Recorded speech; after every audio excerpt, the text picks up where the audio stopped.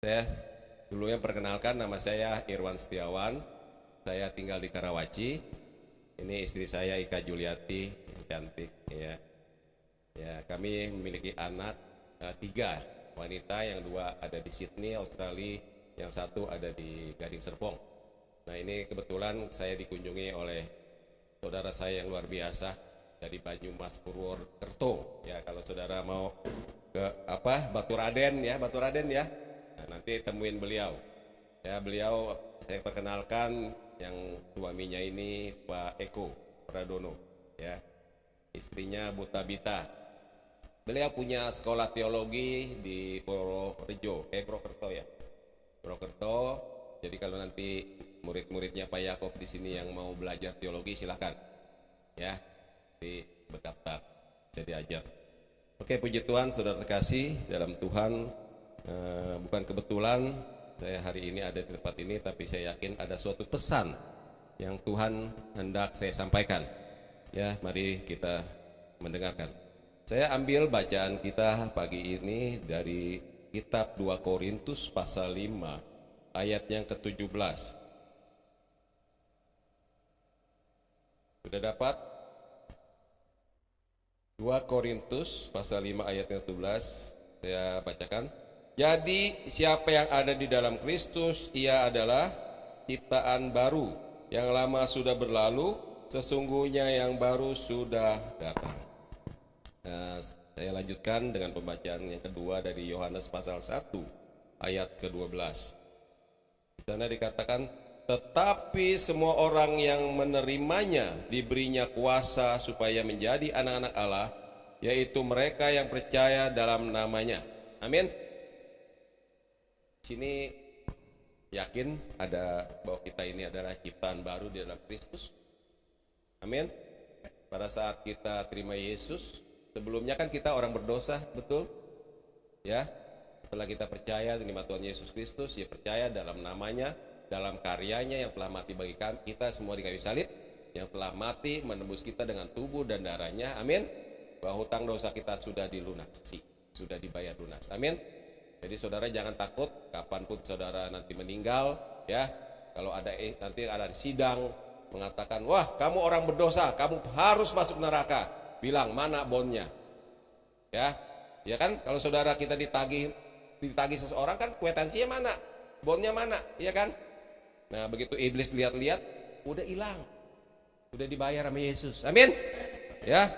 Jadi jangan mau terintimidasi, kapanpun saudara nanti dipanggil Tuhan, bersukacitalah, ya, karena saudara sudah disediakan tempat di surga. Amin. Oleh sebab itu bagi kita yang masih hidup, saya berkesan dengan Rasul Paulus yang mengatakan, karena bagiku adalah hidup bagi Kristus. Amin. Dan mati apa? Untungan. Untung apa untung? Kalau untung kenapa nangis? Harusnya pesta. Amin. Iya kan? Benar saudara. Saya menyadari, tadi kami berbincang pada saat seperti ini, hambanya sama istrinya perebut. Nanti kalau mati saya duluan ya. Jangan, kamu duluan. Saya duluan, jangan kamu. Ya, saya bilang jangan perebut. Udah waktunya mau udah ntar pulang sendiri. Ya kan? Saya menyadari saudara, kata-kata Rasul Paulus, bagiku hidup adalah Kristus, mati adalah keuntungan. Buat saya nggak ada masalah. Tuhan hari ini panggil ke surga, puji Tuhan. Karena saya untung, pulang ke surga. Amin. Saudara percaya nggak di surga enak? Nah, siapa yang nggak percaya? Saya bisa buktiin. Kenapa? Yang sudah pulang sono nggak mau balik lagi. Halo, betul lah betul. Iya, enak di sana saudara. Nggak ada penderitaan, kesusahan, nggak ada air mata. Amin. Beban lepas. Kemarin kami baru saudara kami yang dari Medan meninggal istrinya. Saya langsung katakan, ya, aku telah mencapai garis akhir. Aku telah memelihara iman. Sekarang telah tersedia bagiku mahkota kehidupan yang dianugerahkan Tuhan bagiku. Amin. Dan dikatakan berharga kematian orang yang dikasihi Tuhan. Amin. Nah, karena berharga pasti ya bukan disambit. Ya kalau disambit masa hidupnya sering bikin masalah, ya kan. Kalau kita kan enggak, udah ditebus oleh darah Yesus. Ya jadi saya menyadari kalau saya bangun pagi saya masih bisa bernapas. Karena Rasul Paulus ini paham benar kata-kata ini. Bagiku hidup adalah Kristus, mati adalah keuntungan. Setiap masih ada napas, kita masih hidup bergerak karena kita masih punya amin. Kita masih punya tugas, amin. Ya, kalau nggak ada tugas, Tuhan bilang udah pulang. Ngapain lu di sini? Ya, ngabisin beras di bumi aja. Iya kan? Jadi kalau kita masih hidup, masih punya camkan ini saudara. Dan mati adalah keuntungan. Dan kalau memang tugas kita sudah selesai, pasti Tuhan panggil pulang. Amin. Nah, jadi kalau kita masih bisa hidup, jangan mau mati dulu, karena masih ada tugas. Ya, Pak Yakub, kopengnya nih, paling dharma sudah pulang karena sudah selesai. Padahal dia bilang, aduh, saya masih ada tugas. Enggak, Tuhan bilang udah selesai. Bagi Tuhan udah selesai, pulang. Iya kan? Nah, jadi kita tidak bisa mencegah kematian karena itu kedaulatan Tuhan sepenuhnya. Tapi kalau masih kita, yang penting bagi kita adalah pada saat kita masih hidup, kita masih punya tugas. Amin. Nah, dalam rangka menjalankan tugas ini, apa sih tugas kita selama kita masih hidup? Ada yang tahu, saudara? Ada yang tahu? Nah, kita masih bingung. Tapi panggilan orang beda-beda. Cuman maksud saya saat ini adalah yang terpenting bagi kita, bagaimana kita menyadari kita ini siapa. Tadi dalam bacaan firman Tuhan, dalam Kristus kita ada ciptaan baru, yang lama sudah berlalu, yang baru sudah datang. Ya, dan barang siapa percaya kepadanya, kita diberi kuasa untuk menjadi anak-anak. Coba lihat kiri kanan, mirip anak Tuhan apa anak setan? Coba lihat kiri kanan. Ya, kalau saudara masih belum anak Tuhan, saudara belum percaya, belum yakin bahwa saudara sudah ditebus dan percaya kepada Yesus. Amin. Jadi pada saat kita terpercaya menerima Yesus, kita diangkat menjadi anak-anak Allah. Kita telah diberi kuasa. Ada cerita yang sangat-sangat lucu, saudara. Ada sebutir telur, ternyata itu telur burung elang. Ditaruh, dirami di induk ayam yang sedang mengerami telur-telurnya. Singkat cerita, menetaslah anak ayam itu dan telur burung Raja Wali. Menetas. Pada saat menetas, dari masih kecil, anak Raja Wali ini tingkah lakunya sama enggak sama ayam? Sama, saudara. Iya. Anak ayam cari cacing, dia cari cacing. Dia koer-koer gini, dia ikut koer-koer. Iya kan? Nah, dia sama persis. Jadi, iya, pada saat hujan dia masuk ke dalam kolong tubuh induknya. Saudara, begitulah kehidupan orang yang belum tahu siapa identitasnya. Selama anak burung Raja Wali itu tetap dia nggak sadar bahwa dia anak Raja Wali, dia akan tetap seperti anak ayam. Dia akan mati, bertingkah laku, berpikir seperti anak, padahal dia anak ayam bukan. Beda halnya. Begitu anak Raja Wali ini sadar bahwa diri dia, kok saya beda. Saya ini beda. Sayap saya lebih besar, tubuh saya lebih besar. Begitu dilihat ke atas, ada burung Raja Wali sedang terbang. Tiba-tiba dibilang, kok saya lebih mirip itu ketimbang ini. Disitulah awal perubahan terjadi. Sehingga, kok dia bisa terbang ya? Dia mulai mengepakkan sayap. Iya. Lama-lama sayapnya semakin kuat. Kok badan saya jadi ringan? Dia bilang. Dia bisa naik, angkat dari semakin lama dia coba berenang, berterbang, dia bisa naik dari atas, dia berenang. Sampai suatu saat tanah sayapnya bertumbuh sempurna, tenaganya full sayapnya, dia bisa terbang dan bersatu dengan Raja Wali. Amin. Dia telah mendapat tempat identitas seharusnya. Amin. Nah, tadi dikatakan bahwa di dalam Kristus kita adalah ciptaan baru, yang lama sudah berlalu, yang baru sudah datang. Nah, kayak tadi katakan, lihat kiri kanannya, masih kayak anak setan apa anak Tuhan? Halo. Oleh sebab itu sadar bahwa kita anak Tuhan. Amin. Itu penting. Kemarin saya dengan hamba Tuhan menyampaikan tentang pentingnya identitas. Seseorang mengenal identitas itu adalah dasar kehidupan dia. Contoh saya bilang, kalau identitas Pak Irwan, kamu tuh anak maling. Saya percaya. Aduh iya, saya anak maling. Bapak saya maling, katakan lagi itu misalnya. Iya kan, ibu saya maling. Saudara, kira-kira kalau saya keluar rumah, saya pede enggak? Hah? Mulai keluar pintu aja saya udah mulai. Mungkin saya keluarnya nunggu gelap. Betul kan? Atau pakai masker 3 biji. Jadi matanya aja kelihatan. Betul kan? Malu dong saya. Boro-boro kita mau berinteraksi, boro-boro kita mau berbuat sesuatu. Ada intimidasi, ada keyakinan, aduh saya anak maling. Malu ketemu orang, saya akan mipir-mipir keluar pun. Nah orang seperti ini bisa berbuat apa saudara? Pentingnya identitas. Beda bila hari sini, oh Pak Iron itu anaknya RT sini loh, anak RW. Wih, keluar pintu, warga gua semua nih. Iya kan? Amin. Nah, jadi kesadaran akan identitas kita menjadi dasar tindakan kita. Pada saat saudara yakin saudara anak Tuhan, itu menggerakkan semua gerak sel-sel di dalam tubuh kita, dalam roh kita, bahwa kita ini adalah anak-anak Tuhan. Amin. Seperti tadi anak burung Raja Wali, sebelum dia menyadari dirinya anak Raja Wali, dia akan tetap seperti anak ayam. Bahkan sampai mati pun dia mati sebagai anak ayam. Padahal dia anak ayam bukan. Nah, siapa yang percaya Yesus, dia menjadi anak-anak Allah. Bahkan saudara mengatakan luar biasa, bahwa kita diciptakan menurut gambar dan rupa Allah. Kita telah diberikan kuasa berdaulat atas bumi dan segala isinya, berkuasa atas ikan-ikan di laut, atas burung-burung di udara, dan semua binatang makhluk yang ada di dunia ini. Amin. Saudara, Adam yang menciptakan hewan ternak siapa? Tuhan kan? Tuhan benar? Tapi siapa yang diberi kuasa memberi nama? Adam. Ada Adam yang badannya gemuk, lehernya belalainya panjang, gajah. Begitu manusia bilang gajah, dia tetap gajah sampai kapan juga.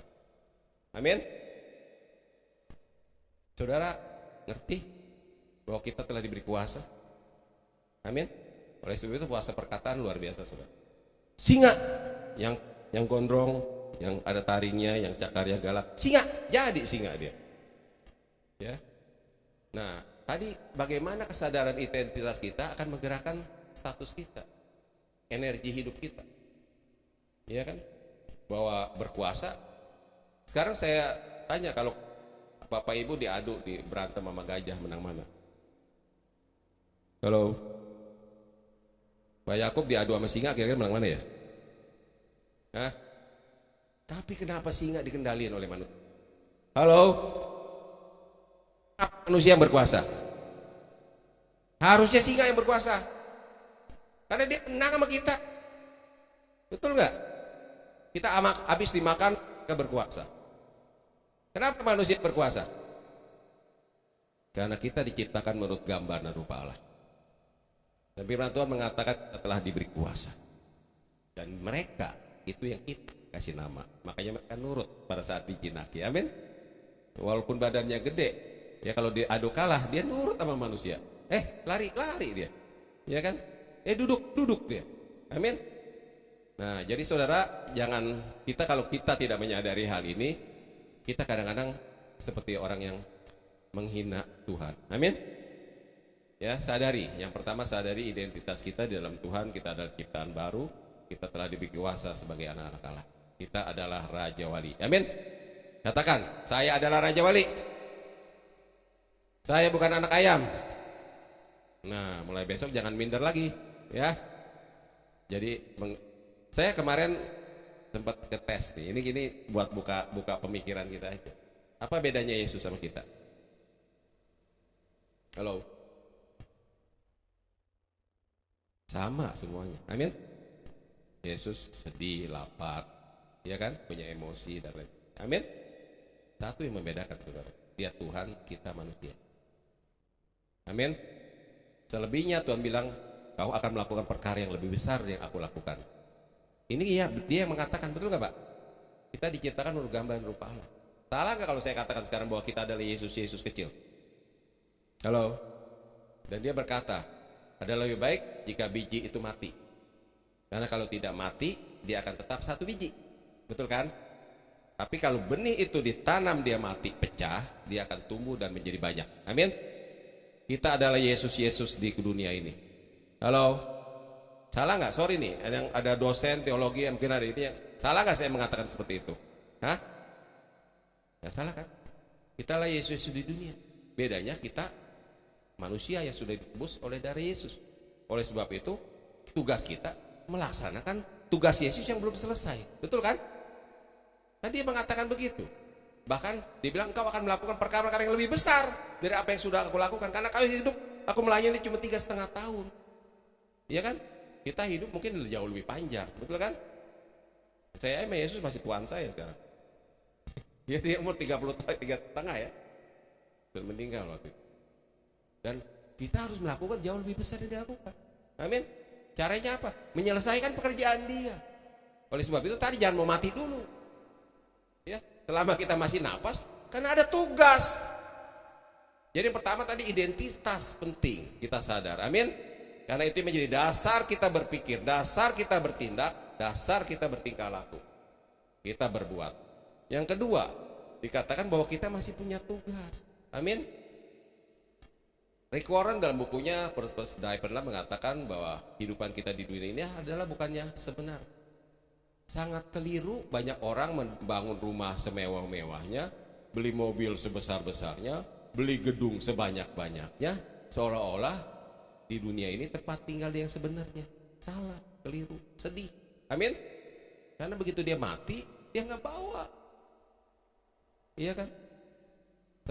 Kemarin lucu ada orang mati. Karena masa hidupnya dia sering koleksi uang yang bagus-bagus gitu.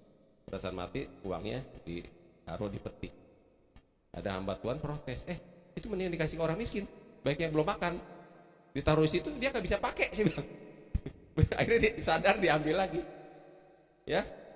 Jadi apapun juga pada saat kita mati nggak ada, saudara, nggak ada apa-apa. Mau siapa, Li Xiaolong, Li Peng Chai, siapa aja lah yang disebut. Konglomerat yang gedungnya mungkin ada ribuan, ratusan ribu di dunia, bukan punya dia. Amin. Punya Tuhan, kolornya aja nanti gak bisa dibawa.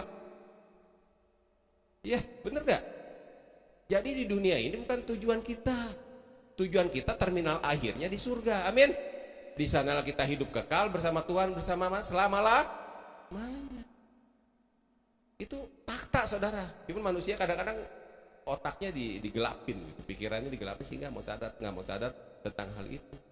Dia tetap aja tekun cari duit sebanyak-banyaknya, rumahnya udah 10, padahal tidur di satu kasur juga nggak bisa tidur, nggak bisa pulas, makan obat tidur baru bisa pulas. Ngapain? Amin. Mendingan tidur di balai, pulas ngorok. Wah, luar biasa, ileran lagi.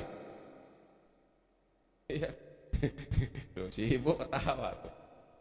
Iya kan, yang penting bisa tidur pulas. Jadi sadarilah yang Rick Warren menyedihkan nasib manusia seperti itu.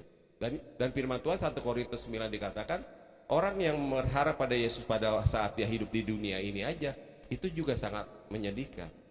Kita mempunyai pengharapan kekal bersama Yesus di surga. Amin. Dan dikatakan aku pulang ke rumah dan aku akan menyediakan rumah supaya nanti di mana aku berada kamu pun Wah, karya Tuhan itu dahsyat, luar biasa. Amin. Bangga gak jadi orang anak-anak Tuhan? Ya. Jadi Rick Warren katakan bahwa kita di dunia ini penugasan sementara gitu. Contoh, kalau saya orang Tangerang ditugaskan ke Purwokerto lah sama apa itu. Dapat tugas ya, sana kamu 2 tahun menyelesaikan tugas ini. Oke, saya pergi ke sana. Iya kan?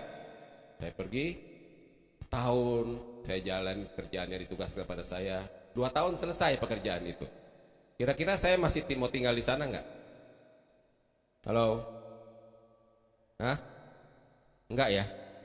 Kita mau pulang dong. Di rumah ada keluarga, di rumah. Betul kan? Bahkan mungkin dalam kita menyelesaikan 2 tahun kerja aja, kayaknya pengen cepet-cepet selesai. Iya kan? Udah lama amat nih kerjaan belum selesai, saya harus pulang. Betul kan? Harusnya orang Kristen tuh seperti itu. Halo? Kita di dunia, kita harus cepat-cepat menyelesaikan tugas kita. Karena hidup kita tuh sementara, betul? Sebentar saja kita akan habis. Nah, ya kontrak masih bayar kan enggak ya? Jadi penugasan sementara hidup kita di dunia ini karena ada tugas. Katakan ada tugas yang kita harus kerjakan. Amin. Dan pada saatnya kita akan pulang. Betul nggak? Nah, jadi karena ada tugas ya lakukan. Betul nggak? Jadi apa yang sudah Tuhan perintahkan kepada kita, lakukan itu. Amin. Jadi saudara, ke satu, identitas penting supaya kita jangan minder. Kita tahu status identitas kita. Kita telah diberi kuasa.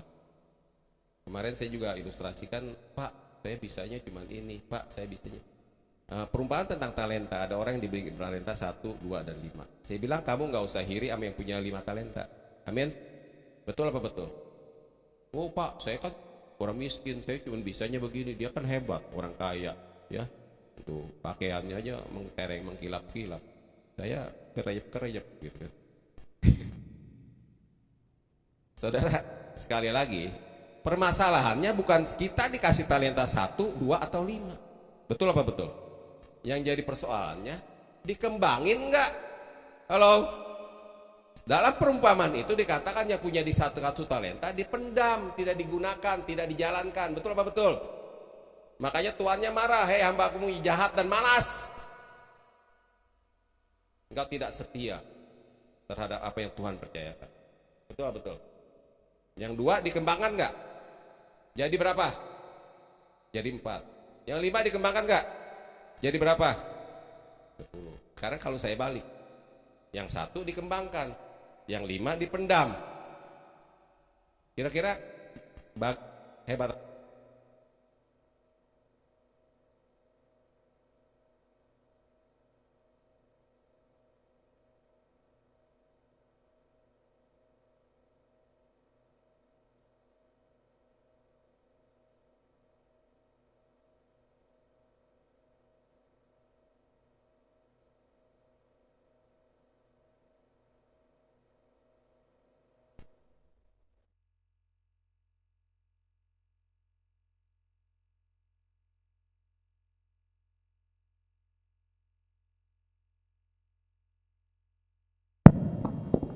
Aja takut sama saya. Mati deh. Jadi persoalannya bukan 1, 2, atau 5. Jangan iri dengan orang yang punya talenta lebih baik. Amin. Jangan iri sama orang kaya. Yang terpenting adalah kita melakukan perintah Tuhan atau tidak. Kuncinya di sana. Betul apa betul?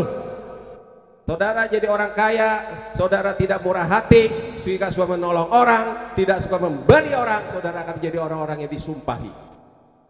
Halo? Saudara miskin, saudara tiap keluar rumah, Cim, apa kabar? Udah makan belum? Cim, bawa ranjang berat, sini saya bantu. Selamat pagi Ibu, selamat pagi Bapak. Halo? Siapa yang punya kehidupan lebih berbuah? Jadi intinya bukan soal miskin atau kaya, bukan soal hebat atau lemah. Yang jadi masalah kita melakukan firman Tuhan tidak. Amin. Nah, kadang-kadang ketiga adalah kita telah menjadi pelaku-pelaku firman tidak. Bahwa kita nih benar-benar sudah menghidupi firman atau belum. Firman tuh sama, Alkitabnya sama, tapi pada saat firman itu masuk dalam diri kita, itu beda-beda hasilnya. Halo? Ketahuannya gimana? Pada saat kita mengalami masalah cobaan, ujian, pergumulan dalam hidup, orang yang firmannya hidup, firman itu yang berbicara. Amin. Bayar kontrakan, belum ada. Kalau udah jatuh tempo 2 hari lagi. Waduh, nyari pinjaman kemana ya? Siapa lagi yang mau totok? Iya kan? Tapi ada orang yang firmannya hidup. Begitu dia ada pergumulan, waktu 1 hari, Tuhan tidak pernah terlambat. Dia menolong tepat pada waktunya. Kalau burung-burung di udara dia pelihara yang tidak menanam dan menabur, apalagi bapak anakmu yang bisa. Amin. Saya di kamar saya depan pada saat pagi selalu ada burung bunyi, karena kami ada burung cemara besar. Begitu saya bangun tidur, aman gua makan. Hah? Karena firman Tuhan apa? Burung yang tidak menabur, tidak punya lumbung diberi pelihara oleh Bapak. Kalau burung masih hidup berarti saya hidup enggak? Kecuali burung udah enggak ada nih, mati semua. Penganggurannya dipelihara Bapak. Kurang aja tuh burung, sore-sore mau main tiap hari, enggak pernah nanam padi. Dia bisa hidup terus, bisa nyanyi lagi tiap pagi, iya kan? Nah, selama masih ada burung, saya tenang, karena saya Tuhan pasti pelihara. Yang ketiga tadi dikatakan bagaimana firman itu hidup atau mati. Bagaimana kita menghidupinya, amin. Jadi ada pergumulan, ada permasalahan apapun, firman Tuhan yang keluar apa otak kita yang keluar. Kalau otak pikiran kita yang keluar, firmannya mati, amin. Betul apa betul? Saudara, tadi dikatakan bahwa kita adalah anak-anak Raja Wali, kita anak-anak Allah. Tapi sejauh mana kita mengerti, kita paham, kita sadari tentang hal itu. Kedua, bahwa kita sadar kita punya tugas, amin. Kita harus lakukan tugas kita sebaik-baiknya supaya Tuhan melipat gandakan kepercayaannya, amin. Barang siapa setia pada perkara kecil akan diberikan perkara yang lebih, amin. Dan ketiga, hidup di firman. Saudara akan terus dibuat naik dan tidak sama. Kalau saudara tidak lakukan itu, saudara tidak sadar ini, saudara akan mati seperti anak ayam dan sebagai anak ayam. Mau mati? Halo? Kalau anak ayam dikubur udah dia ke dalam terus tanah. Ya, beda sama Raja Wali. Dikubur dia naik tempat tinggi bersujud sama Bapa, amin. Ya, jadi tiga hal itu pesan firman Tuhan. Pertama, sadari identitas kita dalam Kristus adalah ciptaan baru. Kitalah anak-anak Raja Wali, bukan anak ayam. Yang kedua, bahwa di dunia ini bukan hidup milik kita lagi. Hidup ini bukan tentang Irwan, bukan tentang Pak Yakub Linus, bukan tentang Pak Eko. Hidup ini sepenuhnya tentang Tuhan. Karena kita cuma dipinjami semua. Baju kita pun nanti tidak dibawa, amin. Firman Tuhan mengatakan bahwa aku lahir datang ke dunia ini telanjang, besok pulang juga telanjang. Berarti saya ini nggak ada apa-apanya, amin. Kalau saya bisa pakai baju ini karena kemurahan Tuhan. Kalau saya masih bisa berjalan karena anugerah Tuhan, bukan karena saya hebat, si Irwan gagah, si Irwan cakep, enggak, walaupun saya ganteng. Tapi bukan karena itu, saudara. Saya kadang-kadang merenung, banyak orang yang bangun pagi nggak bisa bangun lagi, bahkan nggak bisa bergerak, betul nggak? Stroke. Kalau kita masih bisa ini, aduh, itu kemurahan Tuhan. Jadi jangan bilang ini saya, jangan pernah tepuk dada ini saya karena nggak ada, saudara. Coba siapa tahu yang paling hebat dia kuat sini, besok kasih pantatnya bisul setengah mati dia. Benar? Kasih bisul aja duduk nggak bisa. Nut, aduh Tuhan, Tuhan ampun Tuhan. Ya, pada lagunya kalau hidup kayaknya kayak Gatot Kaca gitu kan. Jadi sadarilah semua ini anugerah Tuhan, amin. Jadi hidup kita jangan tentang kita lagi. Jadi kalau kita udah lahir baru kan tadi yang lama sudah berlalu, betul lah betul. Yang baru sudah datang. Kalau saudara masih menghidupi saudara yang lalu lagi, tingkah lakunya masih anak ayam. Amin. Saudara mau jadi anak-anak yang luar biasa? Ya, saudara akan dibuat Tuhan luar biasa. Jadi besok GB Jengklong bukan di sini lagi nih. Di hotel mana di sini? Ya, ini aja Tuhan udah nyatakan luar biasa. Setiap saya kesini ada perubahan, setiap ini ada perubahan. Karena Pak Yakub adalah hamba Tuhan yang takut akan Tuhan. Amin. Ya, itu aja firman Tuhan. Mari kita berdoa. Bapa dalam surga, kami bersyukur untuk pagi hari ini firman-Mu telah kami hamba sampaikan. Juga kami telah mendengarkan, kiranya Roh Kudus berkarya lebih lanjut lagi memeteraikan firman-Mu dalam hati kami, sehingga kami boleh hidup mengetahui identitas kami bahwa kami adalah anak-anak Raja Wali. Kami adalah ciptaan baru dalam Kristus yang diciptakan menurut gambar dan rupa Allah.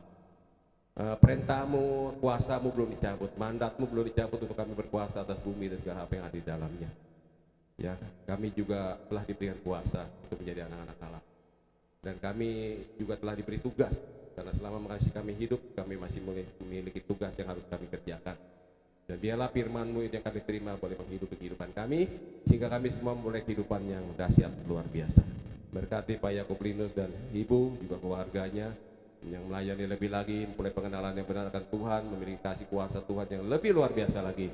Bahkan sidang jemaat di tempat ini Tuhan berkati di dalam nama Tuhan Yesus Kristus.